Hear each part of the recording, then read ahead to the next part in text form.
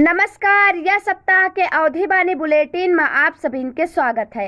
हम हैं अंशिका उपाध्याय। आप सब देखत है अवधि बानी। प्रस्तुत है प्रादेशिक मुख्य समाचार। उत्तर प्रदेश सरकार मुख्यमंत्री योगी आदित्यनाथ बहराइच, गोंडा, बलरामपुर और अन्य जिला में किन बाढ़ प्रभावित क्षेत्र के दौरा। उत्तर प्रदेश में 16 महीना बाद 300 से कम भये कोरोना मरीज। उत्तर प्रदेश सरकार मुख्यमंत्री योगी आदित्यनाथ दिहिन स्वास्थ्य और सुरक्षा के प्रति अभियान चलावे के निर्देश। बलरामपुर गैसड़ी बाजार में महंगाई के विरोध में किसान किन प्रदर्शन।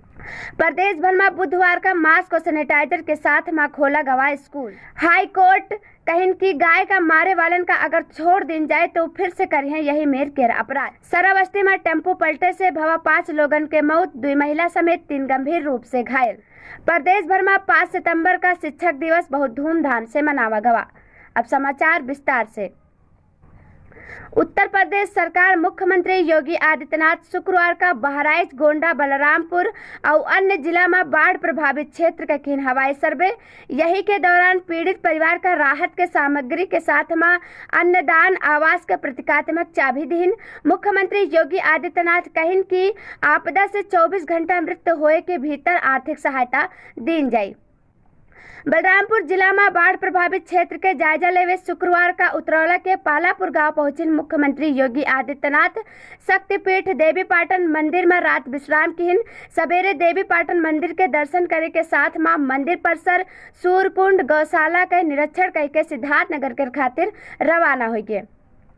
उत्तर प्रदेश में 16 महीना बाद 300 से कम भये कोरोना मरीजन के संख्या 300 से नीचे पहुंची। मरीजन के कुल संख्या 299 है। अब 45 मरीज स्वस्थ हो गए और 2 कोरोना रोगियन के मौत हो गवा। उत्तर प्रदेश में 24 जिला ऐसा है जहां कोरोना के 1 रोगी आई हैं। बरसात के मौसम जल जनित बीमारियों के प्रति मुख्यमंत्री योगी आदित्यनाथ लगातार लोगों का आगाह करते रहे।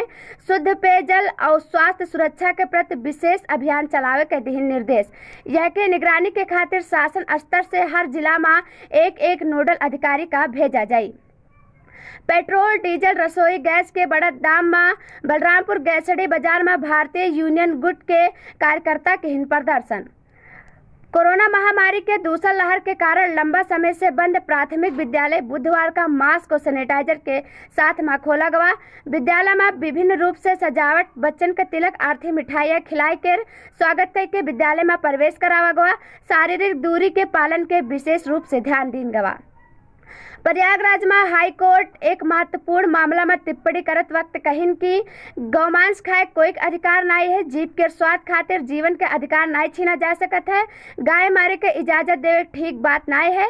गाय मारे वालन का अगर छोड़ दी जाए तो फिर से करिए यही मेर अपराध। हाई कोर्ट वैदिक, पौराणिक, सांस्कृतिक महत्व व सामाजिक उपयोगिता का देखत में गाय का राष्ट्रीय पशु घोषित करे के सुझाव दीन। गाय को राष्ट्रीय पशु घोषित कर दिया जाना चाहिए और उसकी रक्षा करना हिंदुओं का मौलिक अधिकार बना दिया जाना चाहिए।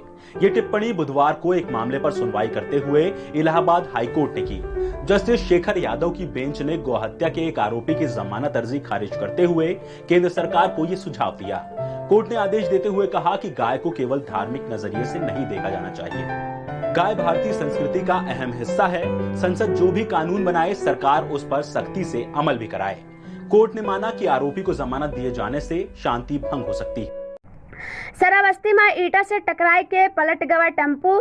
पीछे से तेज रफ्तार से आवत रही ट्रक व्यक्तियन का रौंद कर फरार हो गवा।